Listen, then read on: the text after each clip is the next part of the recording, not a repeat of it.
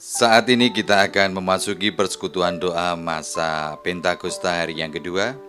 Saya Penatua Ganjar Sunggowo Edi akan memandu perenungan persekutuan doa ini. Marilah memulainya dengan terlebih dahulu mengambil saat teduh sejenak. Saat teduh dipersilahkan.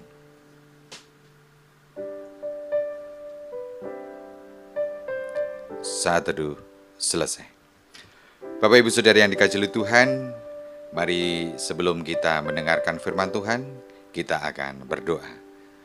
Mari kita berdoa, saya hantarkan.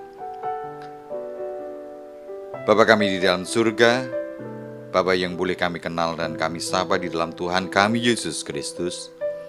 Tidak henti-hentinya Tuhan, kami mengucap syukur, berterima kasih untuk berkat-berkat yang Tuhan telah berikan kepada kami, baik berkat kesehatan, berkat jasmani yang boleh kami nikmati dari pagi sampai malam hari ini. Bapa, jikalau saat ini kami akan mendengarkan firman-Mu, kiranya Tuhan membuka hati dan pikiran kami untuk dapat mengerti akan kehendak Tuhan. Kiranya Roh Kudus-Mu memampukan kami untuk bisa memahami dan melaksanakan di dalam kehidupan kami. Di dalam nama Tuhan kami Yesus Kristus, kami telah berdoa dan mengucap syukur. Amin. Bapak Ibu Saudara yang dikasihi oleh Tuhan, bacaan kita pada malam hari ini terambil dari Markus 10 ayat yang ke-42 sampai dengan yang ke-45. Markus 10 ayat yang ke-42 sampai dengan yang ke-45 yang demikian sabda Tuhan. Tetapi Yesus memanggil mereka lalu berkata, "Kamu tahu bahwa mereka yang disebut pemerintah bangsa-bangsa memerintah rakyatnya dengan tangan besi, dan pembesar-pembesarnya menjalankan kuasanya dengan keras atas mereka. Tidaklah demikian di antara kamu. Barang siapa ingin menjadi besar di antara kamu, hendaklah ia menjadi pelayanmu. Dan barang siapa ingin menjadi yang terkemuka di antara kamu, hendaklah ia menjadi hamba untuk semuanya. Karena anak manusia juga datang bukan untuk dilayani, melainkan untuk melayani dan untuk memberikan nyawanya menjadi tebusan bagi banyak orang." Bapak Ibu Saudara yang dikasihi oleh Tuhan, dari bacaan kita pada malam hari ini diberi judul Berlomba untuk Melayani. Berlomba untuk melayani. Bapak Ibu dan Saudara yang dikasihi oleh Tuhan, dalam Kamus Besar Bahasa Indonesia, kata perlombaan sama dengan persaingan. Pertandingan untuk meraih yang terbaik.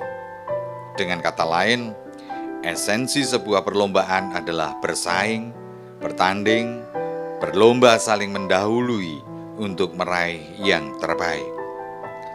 Alkitab mengumpamakan hidup adalah suatu perlombaan. Perlombaan iman untuk mencapai garis akhir atau garis finish, yaitu kematian dengan tetap memelihara dan menjaga iman untuk tetap percaya kepada Yesus Kristus. Bagi mereka yang menang dalam pertandingan tersebut, telah tersedia hadiah yaitu mahkota kebenaran dan hidup yang kekal. Dalam perlombaan ada aturan-aturan yang harus dipenuhi supaya kita dapat mencapai kemenangan. Di dalam olahraga, orang harus menanggalkan semua beban seperti kalung, pakaian yang bagus, dan lain sebagainya, supaya setiap gerak kita tidak terganggu. Bapak Ibu Saudara yang dikasihi oleh Tuhan, dalam pertandingan rohani pun juga demikian. Ada banyak beban yang dapat menghalangi kerohanian kita, seperti keduniawian, kesenangan, ketidaktaatan, dan lain sebagainya. Semua itu mungkin bukan dosa, tetapi dapat membuat kita tidak fokus, tidak dapat maju dan menjadi lamban.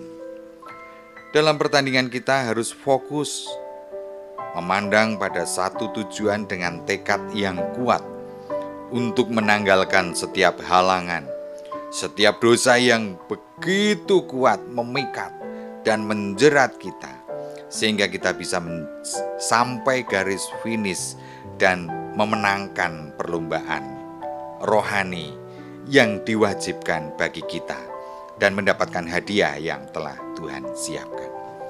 Bapak Ibu Saudara yang dikasihi Tuhan, setiap perlombaan atau kompetitif tentu baik untuk berkembang, untuk perkembangan diri manusia. Akan tetapi tidak semua hal harus disikapi dengan jiwa kompetitif. Hal ini yang menjadi nasihat yang diajarkan oleh Yesus kepada para murid-Nya. Pada saat itu Tuhan Yesus bersama dengan para murid-Nya sedang dalam perjalanan menuju Yerusalem. Pada saat itu orang banyak mengikuti Tuhan Yesus dan membuat murid menjadi takut atau bisa juga kagum.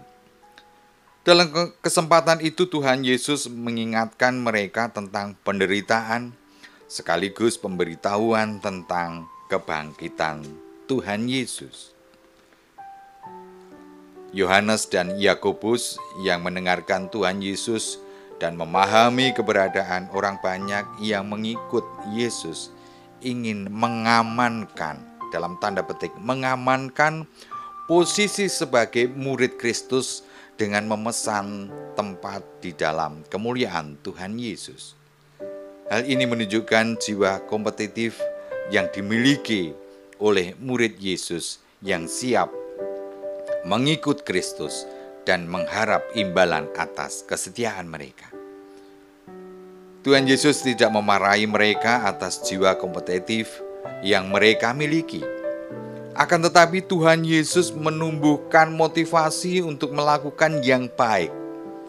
Mereka diajak berkompetisi untuk menjadi pelayan dan melayani satu sama lain. Sebab mereka yang ingin menjadi paling besar, ingin menjadi terkemuka, maka mereka harus menjadi hamba. Yesus mengisi di dalamnya dengan motivasi yang lebih benar. Bahkan Tuhan Yesus sendiri memberikan teladan dalam merendahkan diri, dalam keberadaannya yang mulia. Teladan Yesus perlu diikuti para murid, juga kita pada saat ini. Bapak, Ibu, dan Saudara yang dikasihi oleh Tuhan, Tuhan Yesus tidak mengingkari jiwa kompetitif yang dimiliki oleh manusia. Tetapi Tuhan Yesus memberikan rumus baru dalam kompetisi, yaitu bukan bekerja untuk mendapatkan sesuatu, tetapi bekerja karena sudah memiliki sesuatu. Kami ulangi, bukan bekerja untuk mendapatkan sesuatu, tetapi bekerja karena sudah memiliki sesuatu, sehingga kita dimampukan untuk melayani Tuhan. Maka mari kita berlomba-lomba menjadi hamba. Mari kita berlomba-lomba melayani, sebab kita sudah memperoleh kasih yang berlimpah. Tuhan memberkati. Amin. Mari kita akan berdoa. Bapa di dalam surga, kembali kami menghadap kehadirat-Mu. Kami mengucap syukur untuk pengajaran yang boleh kami terima pada malam hari ini, pada persekutuan doa hari yang kedua masa Pentakosta ini. Kiranya Tuhan memampukan kami untuk berlomba, untuk melayani Tuhan. Ampuni kami jikalau hari-hari yang kami lalui dalam melayani Tuhan, kadang kami sering bersungut-sungut. Tuhan, kami mau tanggalkan semua beban yang dapat menghambat kami dalam perlombaan iman, sehingga tidak terhambat dan kami dapat mencapai garis akhir sebagai pemenang. Ampuni dosa dan kesalahan kami, hanya di dalam nama Tuhan kami Yesus Kristus kami telah berdoa dan mengucap syukur. Amin. Bapak, Ibu, Saudara yang dikasihi oleh Tuhan, marilah kita tutup persekutuan doa pada malam hari ini dengan menerima berkat dari Tuhan. Mari mengarahkan hati kita dan terimalah berkat Tuhan. Tuhan memberkati kita dan melindungi kita. Tuhan menyinari kita dengan wajah-Nya dan memberi kita kasih karunia. Tuhan menghadapkan wajah-Nya kepada kita dan memberi kita damai sejahtera. Haleluya. Amin.